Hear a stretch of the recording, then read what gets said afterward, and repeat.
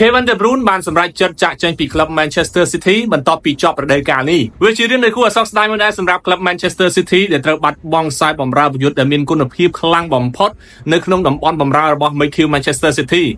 មែនទែនទៅ Kevin De Bruyne បានចូលរួមជាមួយនឹងក្លឹប Manchester City ជាច្រើនឆ្នាំផងដែរហើយអ្វីដែលរូបគេបានឈ្នះនោះគឺឈ្នះអស់ហើយនៅក្នុងទឹកដីអង់គ្លេសដូចជាពាន English Premier League ក៏បានឈ្នះ FIFA Club World Cup ក៏បានឈ្នះព្រមទាំងឈ្នះពាន Champions League ជាមួយនឹង Manchester City ផងដែរអញ្ចឹងនៅជាមួយនឹងក្លឹប Manchester City នៅទឹកដីអង់គ្លេសគឺគាត់បានឈ្នះអស់ហើយ Kevin De Bruyne គាត់អត់មានអីត្រូវឈ្នះទៀតទេនៅតែពាន Ballon d'Or មួយទេដែលគាត់អត់ទាន់បានហើយយើងនឹងចាំមើលថាតើក្លឹបមួយណាដែល Kevin De Bruyne នឹងសម្រេចចិត្តជ្រើសរើសទៅចូលរួមជាមួយនឹងក្លឹបថ្មីមួយនោះហើយ League ដែលចាប់អារម្មណ៍ខ្លាំងជាងគេនោះគឺ League អារ៉ាប់តែម្ដងហើយបើសិនជា Kevin De Bruyne ទៅអារ៉ាប់គឺកើបលុយហើយបាទអញ្ចឹងយើងនឹងរងចាំមើលទាំងអស់គ្នាតែគាត់សម្រេចចិត្តទៅលីកមួយណាសម្រាប់សាកសមជាមួយនឹងសមាជិករបស់គាត់ហើយពាក់ព័ន្ធនឹងកត្តាវ័យរបស់គាត់ក៏មិនទាន់ជ្រេអីណាស់ណាដែរគាត់អាចនៅលេងនៅក្នុងពានរង្វាន់អឺរ៉ុបបានបើសិនជាគាត់មិនទាន់ចង់ទៅលេងនៅក្នុងទឹកដីអារ៉ាប់ហើយយើងនឹងរងចាំមើលបន្ថែមទៀតតើក្លឹប Manchester City ហ្នឹងនឹងសម្រេចចិត្តទិញយកកីឡាកររូបណាដើម្បីមកជំនួសខ្សែបម្រើដ៏ល្អរូបនេះនៅក្នុងរដូវកាលក្រោយផងដែរតោះគ្រប់លាប្រិយមិត្តទាំងអស់គ្នា